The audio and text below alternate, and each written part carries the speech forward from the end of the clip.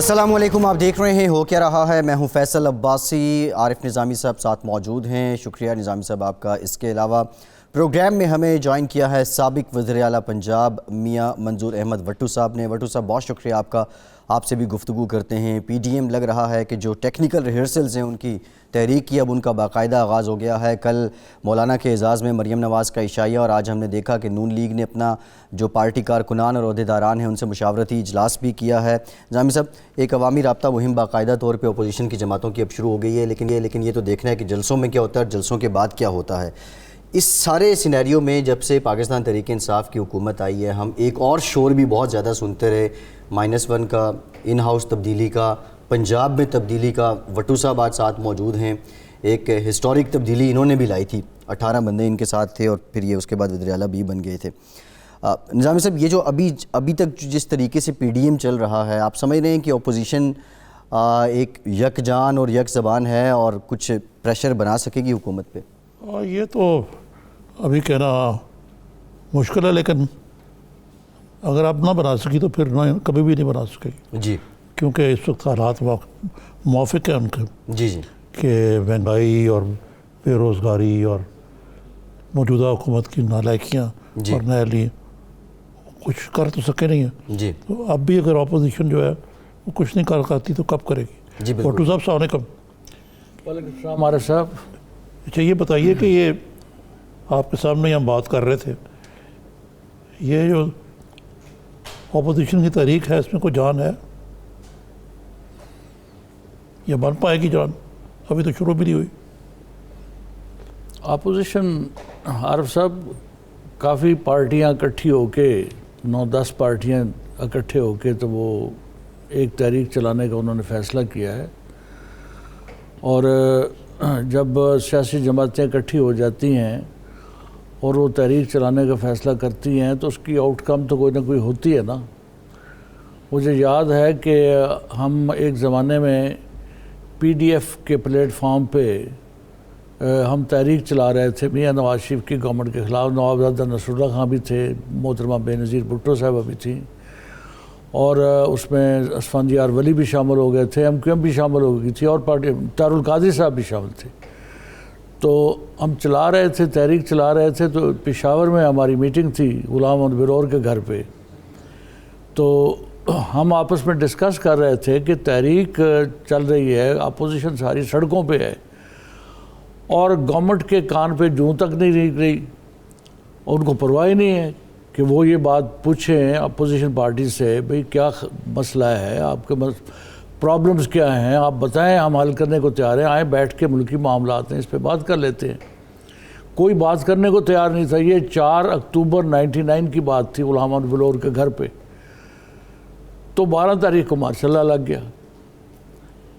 تو یہ ان چیزوں کو لائٹلی نہیں لیا جا سکتا جب سیاسی جماعتیں اور مقتدر سیاسی جماعتیں اپوزیشن کی وہ تحریک چلا رہی ہوں، سڑکوں پہ ہوں، جیسے جلسوں کا انہوں نے پروگرام بنایا، تو اس کو لائٹلی نہیں لینا چاہیے، اور ذمہ داری بنتی ہے گورنمنٹ کی کہ وہ اس کو لائٹلی نہ لے اور اس کا حل تلاش کرے، اور ان سے دوستی کا ہاتھ بڑھائے اور ان سے رابطے کرے، اور رابطے کر کے ان کے ساتھ بیٹھ کے مسائل کو حل کرنے کی کوشش کرے۔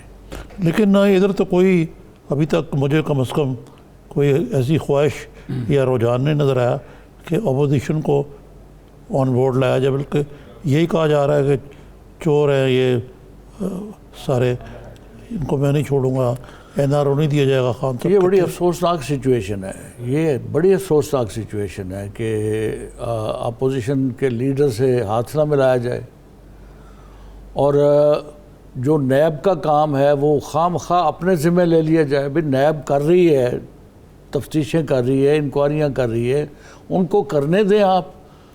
آپ کیوں اپنے ذمہ لیتے ہیں کہ میں یہ کروں گا، میں وہ کروں گا؟ اپوزیشن کی پارٹیز کے مقتدر رہنماؤں کے بارے میں آپ کو بات کرنے کی ضرورت ہی نہیں ہے۔ اب نیب پہ چھوڑیں، نیب کر رہی ہے، اس کو کرنے دیں۔ تو اس کے بڑے برے اثرات مرتب ہو رہے ہیں۔ یہ جو اپوزیشن کے ساتھ گورنمنٹ کا سخت رویہ ہے، اور اپوزیشن کا گورنمنٹ کے ساتھ سخت رویہ ہے، اور اس رویے کے نتیجے میں آپس کی کنفرنٹیشن کے نتیجے میں یہ ہمیشہ دیکھا گیا ہے کہ کسی بھی گورنمنٹ کو، سٹنگ گورنمنٹ کو کنفرنٹیشن سوٹ نہیں کرتی. گورنمنٹ کو سوٹ کرتا ہے کہ کنفرنٹیشن کو ڈیفیوز کرے، اس کے لیے ہر وہ اقدام کرے جس سے کنفرنٹیشن ڈیفیوز ہوتی ہے. تو یہ اس وقت تک کنفرنٹیشن کو ڈیفیوز کرنے کی بات نہیں ہو رہی، بلکہ کوئی نہ کوئی بڑھ جاتی ہے بات. تو یہ ایسی باتیں جو ہو رہی ہیں یہ انتہائی افسوسناک باتیں ہیں. میں تو یہ ایک پاکستانی کی حیثیت سے میں یہ کہوں گا کہ گورنمنٹ کو اس میں انیشیٹو لینا چاہیے اور یہ ملکی معاملات جو ہیں ان کو سنبھالنا چاہیے. اور خاص طور پہ ان حالات میں کہ گورنمنٹ کہتی ہے کہ ہم اور اسٹیبلشمنٹ ایک پیج پہ ہیں، وہ کہتے ہیں ایک پیج پہ ہیں. تو یہ بڑی خوش قسمتی کی بات ان کی کہ ایک پیج پہ ہے اسٹیبلشمنٹ. پھر مسئلہ کیا؟ تو مسئلہ کیا ہے کہ ایک پیج پہ ہیں اور آپ کنفرنٹیشن کر رہے ہیں، کنفرنٹیشن کو بڑھاوا دے رہے ہیں اپوزیشن کے ساتھ. تو اپوزیشن جو ہے وہ آپ کے ساتھ اسٹیبلشمنٹ کو بھی شامل کیے کھڑی ہے. جو ٹینشن ہے اس کو ڈیفیوز کریں اور معاملات کو آگے بڑھانے کے لیے، ملکی معاملات کو آگے بڑھانے کے لیے اپوزیشن کے ساتھ ڈائلاگ کریں اور ڈائلاگ کر کے اس ٹینشن کو ڈیفیوز کریں. بھٹو صاحب نصف صدی ہو گئی آپ کو بھی پالیٹکس کرتے ہوئے، اور میں شاید اتنی دیر تو نہیں ہوئی مجھے، لیکن تقریباً یہ چیز پہلی دفعہ میں دیکھ رہا ہوں کہ حکومت جو ہے، سٹنگ گورنمنٹ جو ہے، وہ بجائے کہ کانفرنٹیشن کو ڈیفیوز کرے جلتی پہ تیل چھڑکتی جا رہی ہے. یہ تو اسٹریٹجی کبھی کامیاب نہیں ہو سکتی. یہ اس میں کوئی دو رائے ہے نہیں. بالکل میرا اتفاق ہے آپ کے ساتھ کہ یہ طریقہ کار جو ہے یہ کبھی کامیاب ہو نہیں سکتا. گورنمنٹ کو تو میں نے کہا ہے کہ کبھی بھی کنفرنٹیشن سوٹ نہیں کرتی. گورنمنٹ کو سوٹ کرتی ہے کہ کنفرنٹیشن ہو رہی ہے اس کو ڈیفیوز کرے، آگے بڑھ کے ڈیفیوز کرے، دوستی کا ہاتھ بڑھائے اور کہے کہ آؤ بیٹھ کے ہمارے ساتھ بات کرو اور جو مسائل ہیں ان کو ہم مل کے حل کر لیتے ہیں.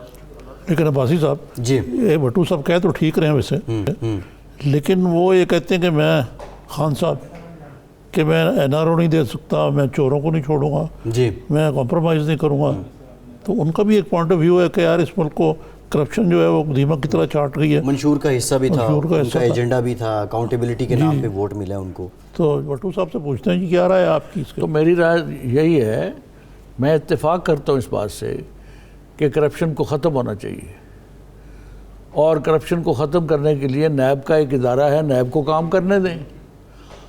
تو آپ کیوں اس میں شامل ہوتے ہیں؟ نیب کے جو اعمال ہیں، نیب کی جو ذمہ داریاں ہیں، اس میں آپ وہ ذمہ داریاں اپنی بنا لیتے ہیں آپ کہ میں ان کو نہیں چھوڑوں گا. آپ کو کیا ضرورت ہے کہنے کی کہ میں نہیں چھوڑوں گا؟ نیب ان کے کیسز کو ٹیک اپ کر رہی ہے، ان کو ٹیک اپ کرنے دیں آپ، اور آپ اس پہ شامل نہ ہوں.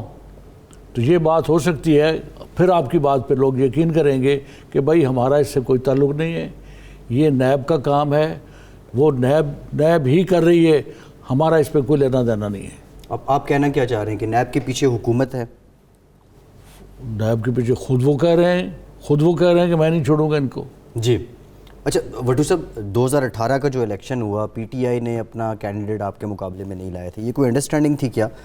اور دوسرا، ظاہر آپ سینئر سیاستدان ہیں، 5-6 دہائیوں پہ محیط ہے آپ کی سیاست، سابق وزیر اعلیٰ پنجاب میں، وہ بھی ایک ہسٹری ہے، آپ وزیر اعلیٰ جیسے بنے، اسپیکر بھی رہے ہیں، اور مطلب گراس روٹ لیول سے UC چیئرمین شپ سے آپ نے سیاست سٹارٹ کی اور چیف ایگزیکٹو تک آپ گئے. آپ کی لائن کیا ہے؟ یہ بڑا ابہام ہے پنجاب کے عوام میں، اور ایک مخصوص جو بیلٹ ہے جو آپ کے جانے والے ہیں. آپ کی لائن کیا ہے؟ آپ موجودہ حکومت کے ساتھ ہیں یا اپوزیشن سے آپ ایگری کرتے ہیں، یا کوئی اور لائن ہے آپ کی؟ دیکھیں فیصل صاحب، میں نے آپ کو پہلے بھی ہماری ڈسکشن میں میں نے آپ سے بات کی ہے کہ میری لائن جو ہے وہ نیشنل انٹرسٹ کی لائن ہے.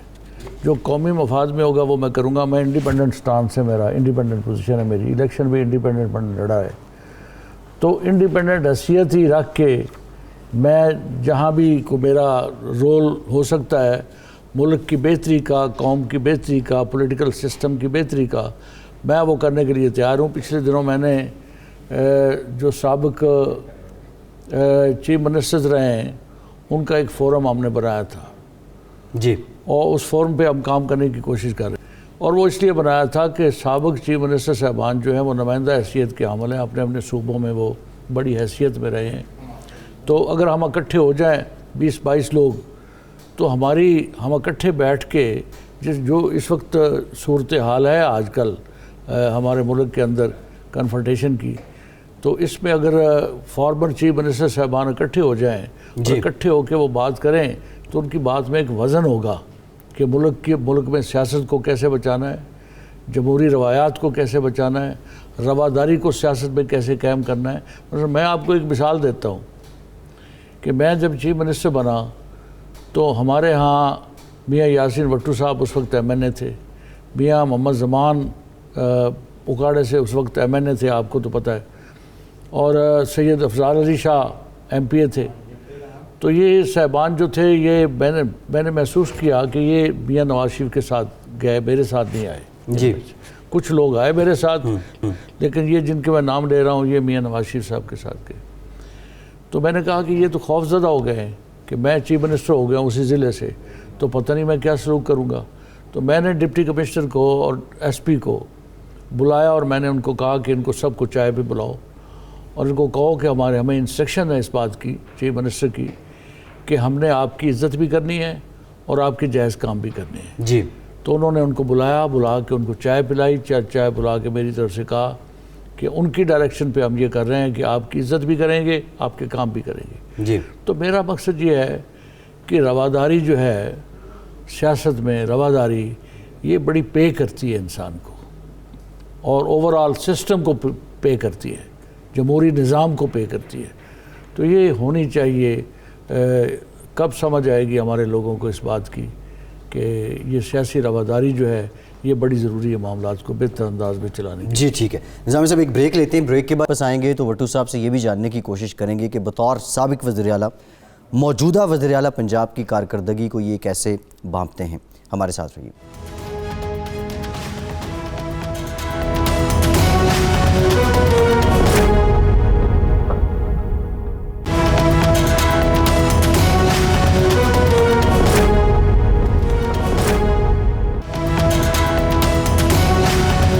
بریک کے بعد ایک بار پھر سے آپ کو خوش آمدید کہیں گے۔ اسٹوڈیوز میں میاں منظور احمد بھٹو صاحب ساتھ ہیں۔ نظامی صاحب، بھٹو صاحب نے ایک بات کی ہے بریک سے پہلے کہ میری اپنی لائن ہے اور وہ نیشنل انٹرسٹ کی لائن ہے، مطلب یہ اس بات کو یہ ڈیفائن کر رہے ہیں کہ ان کی لائن پی ٹی آئی سے تو بھٹو صاحب آپ کی لائن مختلف ہے۔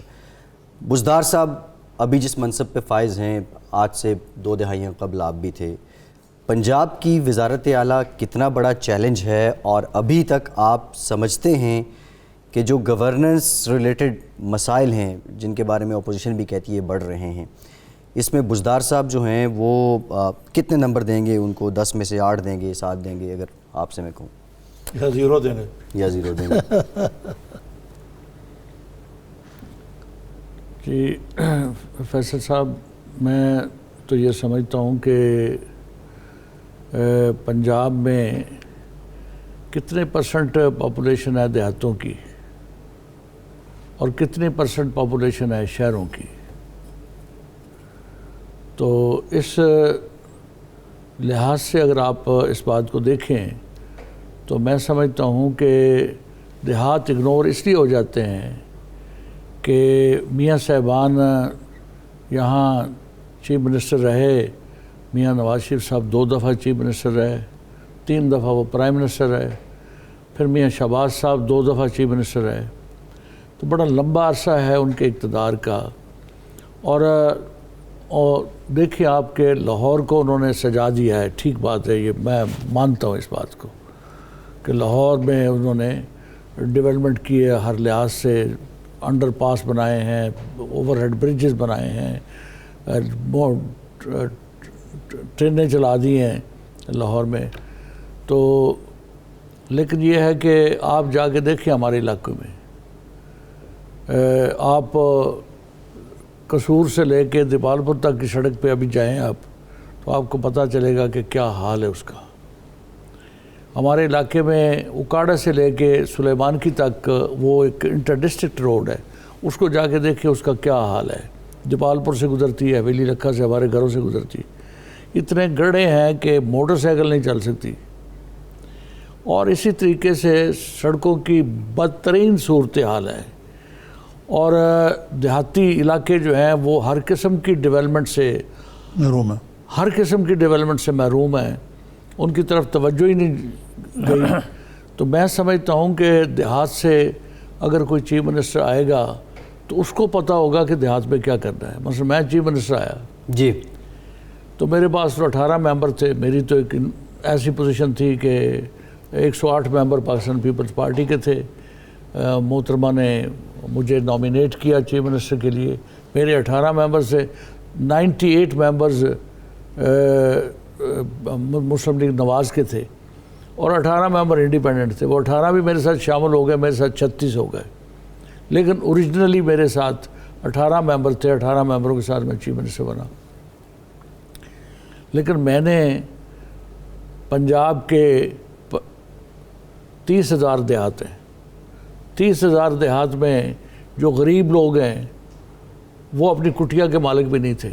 جی زمیندار کا جب جی چاہتا تھا وہ غریب کو اپنی کٹیا سے بھی اٹھا دیتا تھا کہ چھٹی کرو. تو شاملات دے کے قانون کی آپ شاملات بات دے کر کے قانون کی ریڈ لائن کے اندر جو ہے جی وہ زمیندار اپنے گھر کا بھی مالک تھا، اپنی زمین کا بھی مالک تھا اور ان غریبوں کے گھروں کا بھی مالک تھا.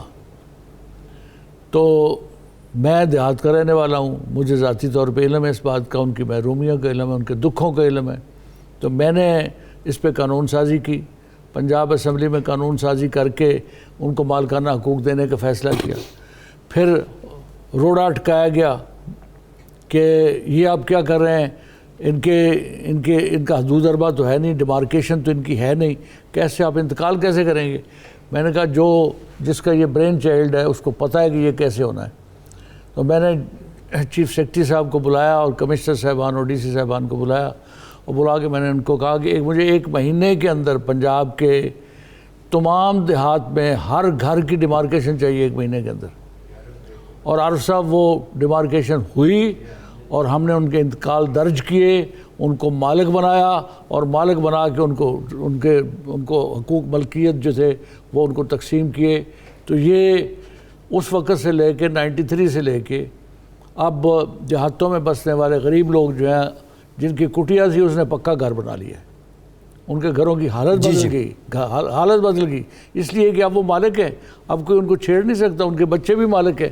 تو یہ ایسے کام جو ہیں وہی لوگ کر سکتے ہیں جو اس کو جانتے ہیں، جو ان کے دکھوں کو جانتے ہیں، جو ان کی محرومیوں کو سمجھتے ہیں. لیکن بھٹو صاحب اس وقت پوزیشن یہ ہے کہ بزدار صاحب بھی کہتے ہیں کہ میرا تعلق جو ہے وہ دیہی بیک گراؤنڈ سے اور چھوٹے پسماندہ علاقے سے. جی لیکن اس کے باوجود ابھی تک ان کا کچھ سکہ وہ جما نہیں سکے اپنا. دیکھیں میں آپ کو بتاؤں کہ میں چیف منسٹر تھا 18 ممبروں کے ساتھ. یہ بھی ہم تو سننا چاہیں گے کہ یہ کیسے آپ نے معاوضہ مارا. 18 ممبروں کے ساتھ چیف منسٹر تھا اور کمشنر اپوائنٹ میں کرتا تھا، ڈپٹی کمشنرز اپوائنٹ میں کرتا تھا، ڈی آئی جیز اور ایس پیز اپوائنٹ میں کرتا تھا، پروونشل سیکریٹریز اپوائنٹ میں کرتا تھا. تو اس میں کہیں کوئی بڑی پرائم منسٹر محترمہ بے نظیر بھٹو صاحبہ کو خاص کوئی ضرورت ہوتی تھی تو مجھے ذاتی طور پہ کہہ دیتی تھی کہ یہاں کسی کو لگانا ہے تو میں لگا دیتا تھا، ان کی تعمیل کرتا تھا. لیکن فیصلے میں کرتا تھا. یہ نہیں ہے کہ اسلام آباد سے فیصلے ہوتے تھے، میں فیصلے کرتا تھا اور ایڈمنسٹریشن کو پتہ تھا کہ فیصلے کرنے والا جو ہے وہ چیف منسٹر منظور احمد بٹو ہے. تو یہاں صورتحال تھوڑی مختلف ہے. یہاں کیا ہے صورتحال؟ یہاں صورتحال کا آپ کو بھی علم ہے، مجھے بھی علم ہے. تو یہ نہیں کچھ بتایا نا ہمارے ناظرین کے لیے. تو اگر میں آپ کو یقین دلاتا ہوں کہ اگر بزدار صاحب کے مکمل ان کو با اختیار بنایا جائے، اگر ان کو با اختیار بنایا جائے، اگر معاملات ان کے اپنی ذات کے اپنی سوچ کے ساتھ چلائیں تو وہ ایک اچھے باپ کا بیٹا ہے. اس کا والد، ان کے والد صاحب میرے ساتھ رہے ہیں ایم پی 2-3 دفعہ. تو وہ اپنی مرضی سے اگر کام کرے گا تو بہتر پرفارم کر لے گا. 2.5 سال تک گزر رہے ہیں تو یہ اگلے الیکشن میں پنجاب کا کیا مستقبل ہوگا؟ تو پنجاب پٹ جائے گا. پنجاب پٹ جائے گا یا پی ٹی آئی پٹ جائے گی؟ پنجاب میں اس انداز سے معاملات چلیں گے کہ چیف منسٹر صاحب کو کام کرنے کا، فیصلے کرنے کا اختیار نہیں ہوگا تو جماعت کا نقصان ہوگا، پی ٹی آئی کا نقصان ہوگا۔ لیکن بھٹو صاحب اس وقت تو یہ صورت حال ہے کہ بزدار صاحب جو ہیں وہ اسی پہ شکر بجا لاتے ہیں کہ وہ پنجاب کے سب سے بڑے صوبے کے پاکستان کے سب سے بڑے صوبے کے، ہاں جی پاکستان کے سب سے بڑے صوبے کے چیف منسٹر ہیں۔ تو یہ ایک بہت بڑا اعزاز ہے عارف صاحب، اس پہ کوئی شک نہیں ہے کہ پنجاب جو ہے یہ کئی ملکوں سے بڑا صوبہ ہے۔ جی تو اس لیے یہ بہت بڑا اعزاز ہے بزدار صاحب کے لیے کہ وہ پنجاب کے چیف منسٹر ہیں۔ تو ہم توقع کرتے ہیں کہ پی ٹی آئی کی گورنمنٹ، فیڈرل گورنمنٹ ان کو با اختیار بنائے گی اور ان کو کام کرنے دے گی، اور اگر ان کو کام کرنے دے گی تو میرا خیال ہے کہ وہ دیہاتی بیک گراؤنڈ کے آدمی ہیں، وہ بہتر پرفارم کر جائیں گے۔ لیکن وہ بااختیار ہونا بھی چاہتے ہیں، وہ اسی میں خوش ہیں جو ان کی لاٹری نکلی ہوئی ہے۔ انہوں نے اسی بات پہ خوش ہونا ہے جو سائیں جس پہ خوش ہوگا۔ سائیں کون ہے؟ اچھا نظامی صاحب، سائیں سے مجھے ایک بڑی انٹرسٹنگ بات یاد آ گئی۔ بھٹو صاحب 18 ایم پی ایز کے ساتھ آپ چیف منسٹر بن جاتے ہیں، ایک تو یہ بتائیں یہ پیورلی سویلین موو تھی یا آپ کو اداروں کی سپورٹ بھی تھی؟ قطن نہیں، اور دوسرا قطن نہیں، اس وقت آپ کا سائیں کون تھا؟ قطن نہیں، وہ کہہ رہے ہیں ہے ہی نہیں تھا کوئی سائیں۔ نہیں پولیٹیکلی قطن نہیں۔ جی میں جب چیف منسٹر بنا میں نے نو کانفیڈنس کیا، میاں صاحب کے ساتھ میری ناراضگی ہو گئی تھی، میاں نواز شریف صاحب کے ساتھ، تو وہ ایک بڑی داستان ہے، وہ یہاں ٹائم بڑا لگ جائے گا۔ وہ یہ ان دنوں کی بات ہے نا جب میاں نواز شریف کو بحال کر دیا تھا عدالت نے، تو اس کے بعد کی بات ہے۔ میاں نواز شریف صاحب کو عدالت نے بحال کر دیا تھا، تو اس کے بعد میاں نواز شریف اور غلام اسحاق خان دونوں کے استعفے لے لیے تھے آرمی چیف نے، ان کو ریکویسٹ کر کے کہ جھگڑا آپ کا بڑھ رہا ہے، ملک کے انٹرسٹ کے خلاف ہے، اس لیے آپ دونوں ریزائن کریں۔ تو دونوں صاحبان سے استعفے لے لیے تھے اور نئے الیکشن کروائے تھے، جنرل الیکشن۔ اس کے نتیجے میں محترمہ بے نظیر بھٹو صاحبہ پرائم منسٹر بن گئی تھی اور میں چیف منسٹر بن گیا تھا، اور میرے چیف منسٹر بننے میں پاکستان پیپلز پارٹی کا مین رول تھا اور محترمہ کا مین رول تھا۔ سویلین موو تھی بھٹو صاحب یہ کہنا چاہ رہے ہیں؟ پیورلی سویلین موو، جی پیورلی۔ آج امکانات ہیں پنجاب میں ایسی کسی موو کے؟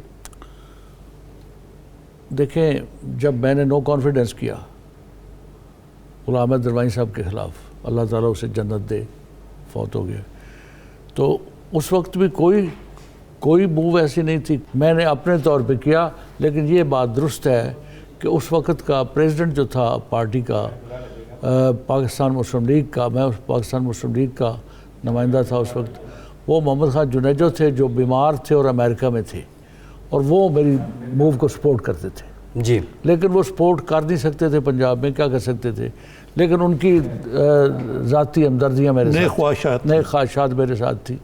اور غلام اسحاق خان صاحب صدر تھے ملک کے، ان کی بھی آشیرواد مجھے حاصل تھی، ان کی سپورٹ مجھے حاصل تھی۔ لیکن اسٹیبلشمنٹ کا ساتھ تھی ان کے، وہ یہی تو میں ان سے جاننا چاہ رہا ہوں، لیکن وہ کہہ رہے ہیں کہ پیورلی سویلین موو تھی۔ بالکل پیورلی سویلین موو تھی، لیکن پریزیڈنٹ ان کے ساتھ تھے، جنیجو صاحب پارٹی کے کرتے آرمی چیف ساتھ تھے۔ جی نہیں یہ آپ نہیں بتا سکتے؟ بالکل نہیں۔ ٹھیک ہے بھٹو صاحب بہت شکریہ، میاں منظور احمد بھٹو صاحب ہمارے ساتھ موجود تھے، سابق پنجاب۔ ایک بریک لیتے ہیں اور بریک کے بعد دیگر معاملات پہ بات کرتے ہیں ہمارے ساتھ۔ بہت مہربانی۔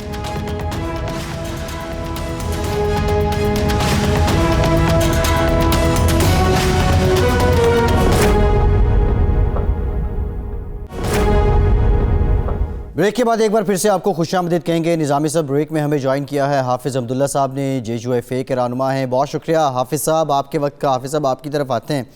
نظامی صاحب PDM سے متعلق خاصی باتیں ہو رہی ہیں، اور پھر ایک بات بڑی امپورٹنٹ ہے نظامی صاحب، جو لاسٹ ٹائم مولانا صاحب نے دھرنا دیا تھا اس میں یہ کہا جا رہا تھا کہ پیپلز پارٹی نون لیگ انہوں نے ایک طرح سے انڈائریکٹلی چیٹ بھی کیا ہے مولانا کو، لیکن مولانا بڑے تسلسل کے ساتھ استحکام کے ساتھ لگے رہے۔ نظامی صاحب آپ کو کیا لگتا ہے کہ مولانا کی جو کوشش تھی اب وہ رنگ لا رہی ہے؟ سب سے پہلے یہ سخت لفظ استعمال کیا آپ نے، چیٹ کیا تھا انہوں نے۔ مطلب چیٹ سے مراد نظامی صاحب نے یہ ہے کہ ایک طرح سے اپنے سیاسی ہر چیز اپنے وقت پر ہوتی ہے۔ جی اس وقت خیر پیپلز پارٹی اور مسلم لیگ کی اپنی مصلحتیں، آج بڑا وقت آ گیا اس میں میں مولانا کو بہت، اگر کوئی اس تحریک کا اگر کوئی روح رواں ہے تو مولانا صاحب جی بالکل ٹھیک، اس کے بغیر یہ ممکن نہیں تھا۔ حافظ صاحب السلام علیکم۔ وعلیکم السلام۔ حافظ صاحب یہ کافی پیش رفت ہوئی ہے، لیکن کوئی ایسا خطرہ ہے کہ اس کو دوبارہ نہ کوئی پیٹ میں چھرا گھونپ دیا جائے آپ کے؟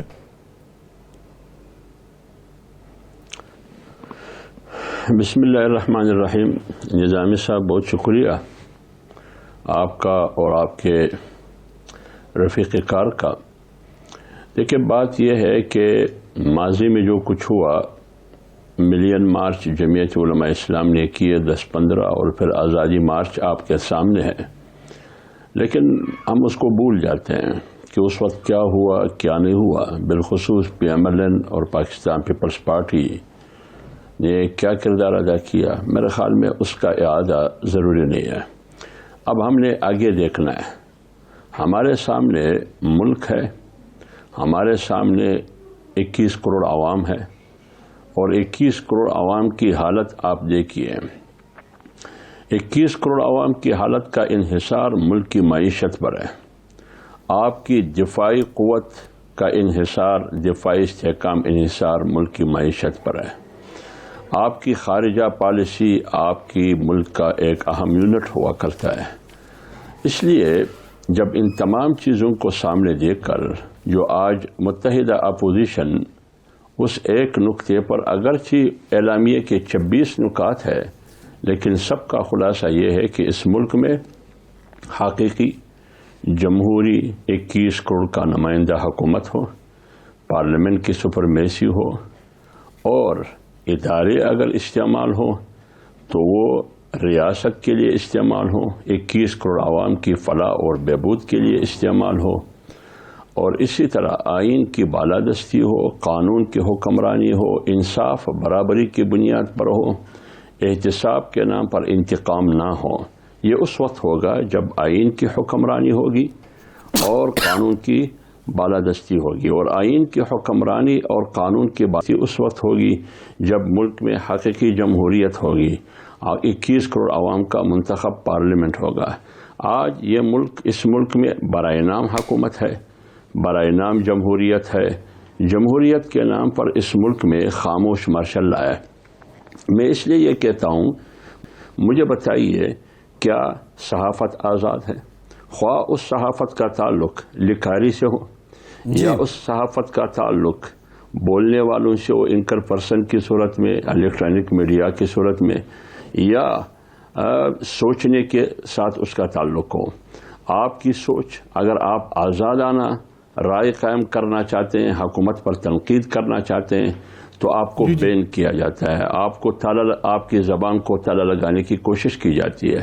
تو جب صحافت بھی آزاد نہیں، اور سیاست، وہ سیاست جب آپ حکومت پر تنقید کرتے ہیں جو برائے نام حکومت ہے، جو ہم تسلیم ہی نہیں کرتے، آپ کے خلاف بغاوت کے مقدمے اور غداری کے مقدمے بنائے جاتے ہیں، آپ خود اندازہ لگائیں یہ کس قسم کی حکومت ہے؟ اس کو آپ جمہوریت کہہ سکتے ہیں؟ جی یہ تو حافظ صاحب پتہ ہے ہمیں سب باتیں، یہ تو واقعی ایسی صورتحال ہے، لیکن یہ جو آپ کہہ رہے ہیں کہ یہ سب کچھ تبھی ہوگا اگر کوئی نئی حکومت آئے گی، نئے انتخابات ہوں گے، یا آپ کو امید ہے کہ موجودہ حکومت جو ہے وہ اصلاح کا رستہ اختیار کرے گی؟ دیکھیے عارف نظامی صاحب، تاریخ میں ایسی مثالیں ہیں، اس حکومت سے بڑھ کر ایک بہت مضبوط حکومت تاریخ میں گزری ہے۔ آپ کو یاد ہوگا جنرل ایوب کے زمانے میں بھی PDM بنا، اور جنرل ایوب موجودہ حکومت سے مضبوط بھی تھا، اور عقل کل بھی تھا، اور مختار کل بھی تھا اس ملک کی چار دیواری کے اندر۔ تو جب وہ عقل کل بھی تھا، مختار کل بھی تھا، اور طاقت بھی ان کے ہاتھ میں، قانون بھی ان کے ہاتھ میں، جی اس وقت جب اس کے خلاف اپوزیشن اکٹھی ہو گئی، 3 مہینے 4 مہینے کے اندر جنرل ایوب مستعفی ہونے پہ مجبور ہو گئے۔ اس لیے ہم کہتے ہیں کہ اس ملک کا کوئی حل ہے نہیں، اس ملک میں مسائل کا۔ فری اینڈ فیئر الیکشن، غیر جانبدارانہ الیکشن، تاریخ میں مثالیں موجود ہے اس کا، لہذا متحدہ اپوزیشن کے لیے کوئی اور راستہ ہے نہیں، ان دو میں سے ایک کو اپنانا ہوگا۔ جی کیا عمران خان کو سپورٹ کرتے ہوئے ملک کو دیوالیہ پن کی طرف دھکیلنا ہے، ملک کی خارجہ پالیسی کو اس طریقے سے چلانا جیسے چابی ہے یہاں ہم نے ڈبونا ہے، مقبوضہ کشمیر کہاں ہے؟ اس لیے فری اینڈ فیئر الیکشن اس کا واحد حل ہے، اس کے علاوہ کوئی اور راستہ نہیں ہے۔ ٹھیک ہے حافظ صاحب، میں آپ سے جاننا یہ چاہ رہا ہوں، آپ فری اینڈ فیئر الیکشن کی بات کر رہے ہیں، آپ حکومت گرانے کی بات کر رہے ہیں، جو بھی الیکشن ہوگا جو اب تک طریقہ کار یا جو الیکشن کمیشن کے قواعد و ضوابط ہیں ان کے ساتھ ان کے تحت ہوگا، کیا ہے ابھی تک اپوزیشن نے الیکشن ریفارمز کے لیے؟ اگر اسی نظام کے تحت دوبارہ الیکشن ہوگا تو پھر جو ابھی آپ کا الزام ہے دھاندلی کا، کل بھی یہ ہو سکتا ہے؟ دیکھیے میرے بھائی، اصل مسئلہ نظام میں خرابی بالکل ہے، اس میں کوئی شک نہیں ہے، اور بار بار کوشش بھی کی گئی ہے کہ اس سسٹم میں جو بالخصوص جو انتخابات کی پروسیس ہے، جو سسٹم ہے، اس میں جتنی بھی اصلاحات آپ کرتے ہیں وہ ضروری ہے انتہائی، لیکن بدقسمتی سے جتنا بھی اصلاحات کریں گے کہیں نہ کہیں سے ایک سوراخ ایسا رہ جاتا ہے یا اس دیوار میں نقب لگایا جاتا ہے جس کی طرف سیاستدانوں کی توجہ ہی نہیں ہے۔ آئین سے بڑھ کر آپ کے پاس کوئی متفقہ دستور دستاویز ہے کیا؟ آج میں ایک جملہ ایک بات کرتا ہوں، آج 8 اکتوبر ہے، اس 8 اکتوبر کو اسکندر مرزا نے، وزیر اعظم اس زمانے کے سن 1958 میں، اسی دن 8 اکتوبر کو سن 1958 اسکندر مرزا نے فیروز خان کو کیا لکھا جو وزیر اعظم تھے، آئین کے بارے میں کیا کہا، کتنی توہین امیز الفاظ انہوں نے کی، اور اس خط اور اس تحریر میں کیا کیا انہوں نے لکھے۔ تو جب آپ کے اس طاقت ان مراکز کا جو آئین کی وفاداری کا حلف اٹھاتے ہیں تو اس کے ہاتھوں آئین کے ساتھ کھلواڑ کیا جاتا ہے، اسمبلی کے ساتھ کھلواڑ کیا جاتا ہے، آپ مجھے بتائیے سیاستدان احتجاج، تحریک، جمہوری طرز، پارلیمانی طرز کے علاوہ اس کے پاس کون سا راستہ ہے؟ وہ کیا کرے مجھے بتائیے؟ جمہوری طریقے سے، آئینی طریقے سے، پارلیمانی طریقے سے، ووٹ کے راستے سے۔ اس لیے ہم کہتے ہیں کہ دھاندلی کے ذریعے ووٹ کا راستہ بند کیا گیا ہے، لوگوں کو آزادی کے ساتھ ووٹ ڈالنے نہیں دیتا۔ ووٹ عارف نظامی کے بکسے میں ہوتا ہے لیکن نکلتا کسی اور کے حق میں ہے۔ یہ کب تک چلے گی؟ یہ تو 70-71 میں ہم نے کیا، اس کا نتیجہ کیا ہوا؟ آج آپ خود دیکھیے یار، آزاد کشمیر کی وزیر اعظم کے خلاف غداری اور بغاوت کا FIR اور مقدمہ ہوا ہے۔ جی ہم مقبوضہ کشمیر کی کشمیریوں کو کیا پیغام دیتے؟ آزاد کشمیر کی مسلمانوں کو کیا پیغام دیتے؟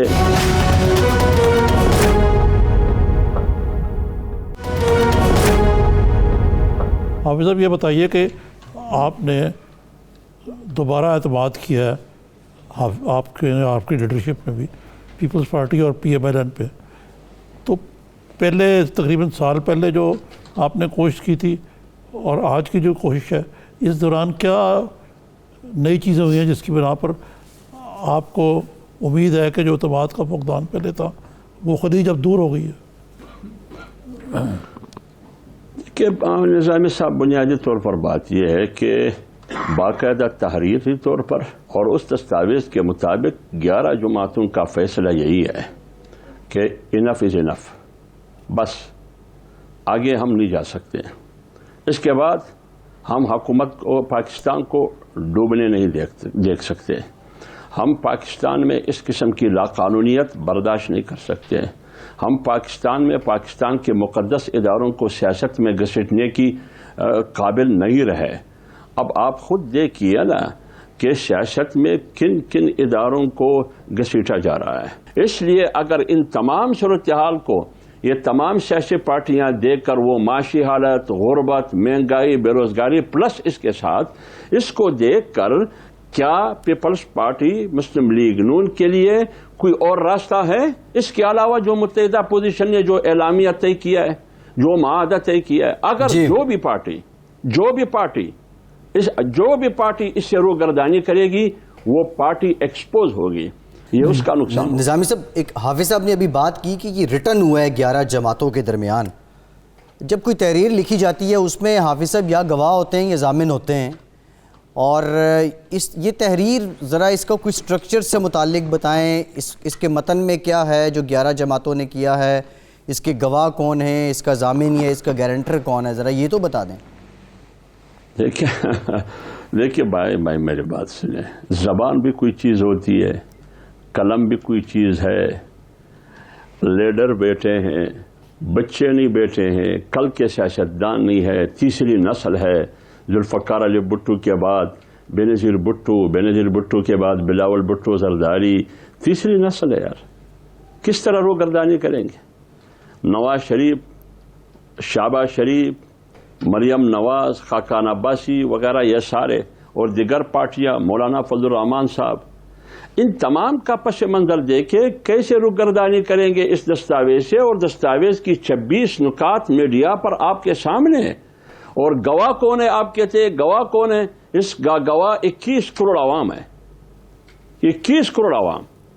اور اس کی گارنٹر جب امتحان آئے گا کہ ووٹ کہاں ڈالنا ہے، وہ اس اعلامیے کو سامنے رکھتے ہوئے جس نے فالو کیا ہے اس کو ووٹ ڈالے گا، جس نے نہیں کیا ہے میں نے آپ کو پہلے کہا اس کا استقبال انڈو اور ٹماٹر سے ہوگا. جی نظامی صاحب یہ روگردانی بنیادی کی بات کر رہے ہیں، زیادہ دور کی بات نہیں ہے حافظ صاحب. نظام صاحب، یہ جو سینٹ صادق سنجرانی صاحب کے خلاف تحریک عدم اعتماد لائی گئی تھی، اس میں تو آدھے گھنٹے کی روگردانی تھی، اور وہی تو وہ یہ کہہ رہے ہیں حافظ صاحب کہ وہ اب دور گزر گیا، اب یہ نئی ایک اساس جو ہے وہ بنائی گئی ہے جس کے تحت یہ سب اپوزیشن جماعتیں ایک دوسرے کے ساتھ ہیں، توبہ طائب کر چکے ہوئے ہیں اور ایک دوسرے کی پیٹھ میں چھرا نہیں گھونپیں گے. کیوں حافظ صاحب، یہ میں نے صحیح تصویر کشی کی ہے؟ بالکل نظامی صاحب، آپ نے میری تمام باتوں کا خلاصہ 2-3 جملوں میں بالکل اس کا اظہار کیا. اگر وہ پیچھے چھرا گھونپیں گی، اس لیے میں کہہ رہا ہوں کہ ان تمام سے سیکھنا چاہیے نا. آپ نے سنجرانی کا ذکر کیا تو کیا ملا آپ کو؟ ملا کیا؟ سنجرانی کو سینٹ چیئرمین بنایا، کیا ملا آپ کو؟ تذلیل، توہین، بے توقیری کے علاوہ اور کیا ملا؟ اس ملک کو کیا ملا؟ اگر واقعی ہم قومی سیاست کرتے ہیں، 21 کروڑ عوام کے لیے کرتے ہیں، ملک کی سالمیت اور بقا مد نظر ہے، اور اس ملک کی عزت اور احترام ہمارے مد نظر ہے، آئین اور قانون کی بالادستی اور حکمرانی مد نظر ہے. آج آپ کہتے ہیں کہ پارلیمنٹ ربڑ سٹیمپ ہے، تو اگر خود مختار پارلیمنٹ بنانا ہے تو کیا کرنا ہے؟ پھر منہ موڑنا ہے ہم نے.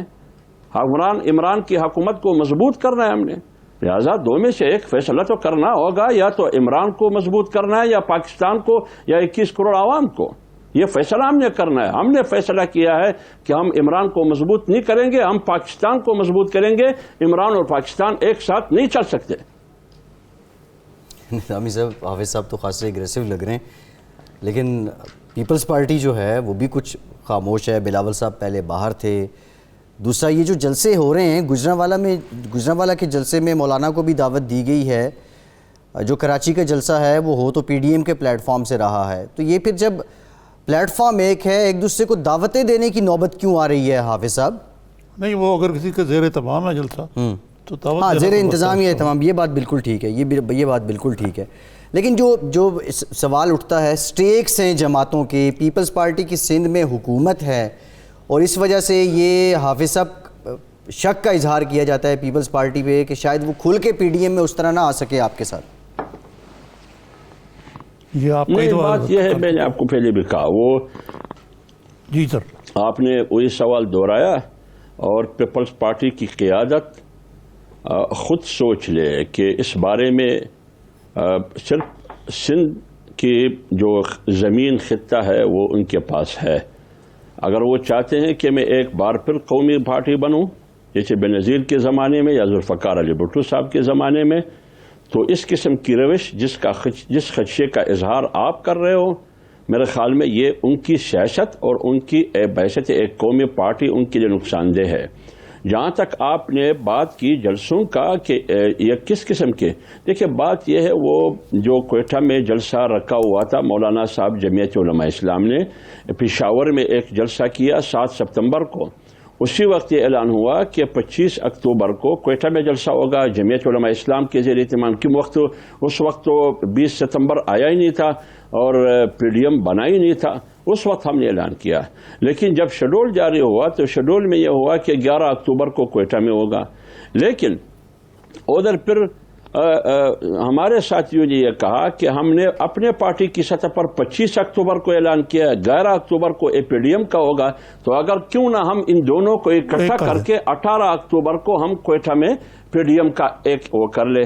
فیصلہ اسی پر ہوا، محمود خان صاحب، مولانا فضل الرحمان صاحب یہ بیٹھ کے اور دیگر دوستوں سے مشورہ کر کے یہ فیصلہ ہوا، لیکن اتفاق سے آپ کو معلوم ہے کہ 18 اکتوبر کو جب یہ جلسہ ہوا تو پیپلز پارٹی والوں نے کہا کہ اس میں تو ہم شرکت نہیں کر سکتے کیونکہ کراچی میں 18 اکتوبر جو سانحہ کارساز ہے وہ ہم مناتے ہیں، تو اس وجہ سے ہم نے پھر وہ جو کارساز والا جلسہ ہے وہ پی ڈی ایم میں ڈکلیئر کیا، آپ یہ سمجھے کہ وہ پی ڈی ایم کا جلسہ ہے۔ میں کہہ رہا تھا حافظ صاحب کہ گجرانوالہ والا شو آپ کو کیا توقع ہے کہ کیسا رہے گا؟ دیکھیں گجرانوالہ شو ایک عظیم اجتماع ہوگا انشاءاللہ العزیز، اور اس میں جمعیت علماء اسلام کی قیادت نے مولانا صاحب نے گزشتہ کل لاہور میں جی بالکل جمعیت علماء اسلام پنجاب کی جنرل کونسل کا اجلاس ہے جو پارٹی کا ایک مضبوط اور وسیع اور اہم حافظ صاحب پروگرام کا وقت ختم ہو گیا ہے، تمام اضلاع کے لوگ آتے ہیں، اس میں انہوں نے کہا کہ آپ لوگوں نے بھرپور شرکت کرنی ہے اور اس میں محنت کرنی ہے۔ حافظ صاحب بہت شکریہ، حافظ عبداللہ صاحب آپ موجود تھے، بہت شکریہ آپ کا، آج کے پروگرام سے اجازت دیجیے۔